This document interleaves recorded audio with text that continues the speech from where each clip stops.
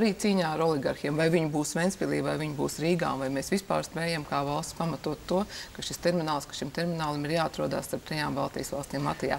Tie ir tie uzdevumi, kas Kamparam ir šobrīd jāveic. Tie ir būtiski uzdevumi, bet jūs teicāt, nebūs nākamajā valdībā, tad ir lietas, kas jūs neapmierina.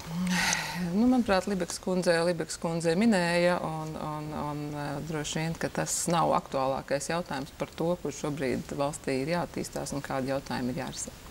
Bet, runājot vēl, teiksim, Kamparkungs vispār sarakstā parādīsies, vai Mūrnieces kundze, kur bija spiest demisionēt, vai šie cilvēki vispār tiks izskatīts viņu kandidatūras, lai viņus liktu tajā jūsu sintēkā? Mēs vakardien runājām par uzdevumiem, veicamajiem, pirmām kārtām par veicamajiem uzdevumiem. Par to, ko mēs kā organizācija piedāvājam. Tās ir 2 lietas. Pirmām kārtām liela, plaša partija, un otrām kārtām šī attīstības vīzija, šie reālie uzdevumi, kas ir jāveic, lai cilvēki sajustu to, ka mēs ejam no stabilitātes uz attīstību. Un tas, lai mēs tomēr arī kā partija aizstāvētu vērtības, definētu vērtības, kuras ir svarīgas ikvienam Latvijam. Kurš no tiem sarakstu līderiem, kas jums bija, jūs esat gatavi upurēt par labu Zatleram, viņš nāks iekšā? Jūs pat esat gatavi Kurzemē neiet pirmo numuru kā iepriekšējās vēlēšanās? Jānāk Zatlera kungs, laipni lūdzu. Vai jūs būs gatavi skatoties šoreiz uz krievvaldīgo elektorātu? Es vienkārši zinu, ka arī rudenī jau starp mani pazīmi bija cilvēki, kuri bija gatavi balsot par vienotību, bet principā pēdējā brīdī viņi atturēs tikai tāpēc, ka tur sākas diezgan agresīva nacionāla retorika. Kā jūs šoreiz plānojat darīt? Manuprāt, arī ejot iepriekš uz vēlēšanām, vienotība ir skaidri definējusi, ka ir satversmē ierakstītas vērtības, kuras, manuprāt, nav apstrīdamas nevienam Latvijā. Ir vēl jau vairāk cilvēkam, kurš kandidē uz Latvijas politiku un kurš ir gatavs dot Saeimas deputātu zvērestu no tribīnas. Tas ir par to, ka latviešu valoda kā vienīgā ir stiprināšana un satversmē ir noteiktās vērtības un likumus ievērošana. Tas, manuprāt, ir rakstīts satversmē, un par to neviens neapšauba. Tāpēc šīs diskusijas, vai tas ir svarīgi, vai tas ir pamatjautājums, manuprāt, vispār ir liekas. Otra lieta, ko vienotība vienmēr ir stiprinājusi, ka Latvija ir nācija, kurā ir svarīgi jebkurš lojālais cilvēks, kurš šeit dzīvo, kurš ir gatavs savu valsti attīstīt un pieņemt šīs satversmē ierakstītās vērtības. Tās ir tās lietas, ar kurām vienotība ir gājusi un kuras visdrīzāk arī nemainīsies, ejot uz nākamajām Nekāda speciāla piedāvājuma, tas nozīmē, ka jums nebūs. Piemēram, mēs zinām, ka Šlesera kungs, viņš tā noteikti, viņš strādā ar šo elektorātu, jūs zināt, cik liels ir potenciāli, ka gandrīz ne visi cilvēki ir gatavi balsot par 8%. Vai vienotības? Nē, protams, mums būs ļoti spēcīgi pirmām kārtām šis ekonomiskais piedāvājums. Un ekonomiskais piedāvājums un valsts attīstība attiecās uz ikvienu mūsu valstī strādājošo, dzīvojošo. Un tas ir svarīgi pirmām kārtām, lai mēs apturētu cilvēku izbraukšanu, lai mēs varētu panākt to, lai cilvēki brauc atpakaļ. Tas, kas nebūs vienotības programmā, tur nekad nebūs rakstīts, ka runāt par krievu valodas lomas paplašināšanu. Vienotības programmā nekad nebūs rakstīts nepilsoņu tiesības vēlēšanās. To arī Saskaņas centrs nesolīja. Bet, principā, ko jūs pateiksiet vispār saviem vēlētājiem šoreiz? Kas ir bīstamāk valsti? Oligarhi vai Krievija, kā bija iepriekšējais? Es uzskatu, ka tas ir nepareizs stāsts pretnostatīt vienu no otriem. Es arī vienotības kampaņu uz šīm vēlēšanām atkārtošu vēlreiz, Urbanovičs nav krievs. Tas bija jautājums par valsts attīstības virzieniem. Vai mēs redzam, ka valsts attīstās rietuma attīstības virzienā, kur pārstāvēja Dombrovskis, jeb tomēr krieviskajā attīstības virzienā, kur pārstāvēja Urbanovičs, un netika pretnostatīti latviski runājošie vai krieviski runājošie. Bet tas, ko mēs piedāvāsim, kā jau es teicu, tā ir attīstība, kurā ir jābūt līdzsvarā vērtībām ar attīstību. Un tas, protams, tas mērķis ir koalīcija brīva no oligarhu ietekmes. Jo šobrīd, ja mēs jau esam sasnieguši, gribu atgādināt, ka ar šādu bezkompromisa politiku un cīņu pret oligarhiem ienāca politikā jaunais laiks 2002. gadā. Un ar tādu bezkompromisa politiku ātri Ripšas valdība tika nogāzta. Pēc tam, demonstrējot, bija valstī traknie gadi. Mēs tajā brīdī varējām atļauties demonstrēt savus principus, savu principialitāti un aiziet prom no Kalvīšu valdības. Šobrīd mēs, diemžēl, to nevaram atļauties, bet tas nenozīmē, ka vienotības principi, tie, kas bija gan jaunā laikā, gan šobrīd vienotībā, par tiesiskām vērtībām kaut kur būtu pazuduši. Neviens vienotības deputāts šajā parlamentā nav balsojis par jautājumiem, kas attiecās uz tiesiskumu kaut kādā veidā, kas būtu apšaubāmi. Bet to ir darījuši jūsu koalīcijas partneri, un tas viss ir gājis cauri, pateicoties arī jūsu iespējams pārāk lieliem kompromisiem. To ir darījuši mūsu koalīcijas partneri, un tas nav bijis nekāds noslēpums, jo katrā ziņā es gribu teikt, ka par šo koalīciju nobalsoja vēlētājs pirms 7 mēnešiem. Es gribu atgādināt, ka Dombrovska valdība gāja uz vēlēšanām kā mazākuma valdība. Mums bija tikai 54 balsis ar trijām brīvo deputātu valstīm, 57. Tātad risinot izēju no ekonomiskās krīzes šos jautājumus. Jūs veidojāt jūs? Jā, jūs negribat teikt, ka jūs gājāt kā koalīcija uz vēlēšanām un skaidri definējāt, ka jūs iesiet tikai zaļiem zemniekam. Tā nu gan tas nebija.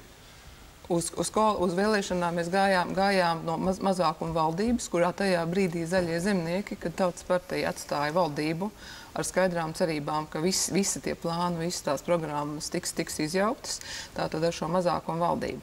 Vēlētājs savukārt iedeva šai koalīcijai 55 balsus. Ābolīns kundze, tas nebija tik sen. Bija runas par citām koalīciju veidiem? Bija runa par 4 partijām pēc vēlēšanām. Jūs pat aizstāvējāt vairāk par vienošanos ar saskaņas centru? Es pati vēlēšanu naktī to piedāvāju, par ko saņēmu savu vēlētāju ļoti neviennozīmīgu attieksmi. Lūk, tas ko Aleksandra jautājums. Tas ir tas, ko Aleksandra jautā, tā ir ļoti neviennozīmīga attieksme, kuru es saņēmu no savu vēlētāju. Ko jūs tagad darīsiet? Es domāju, ko mēs darīsim šobrīd. Es domāju, runāt par to, kāda būs vēlēšana rezultāti. Bet jūs prasiet, ko jūs vēlaties sakt par Aivaru Lembergu, piemēram?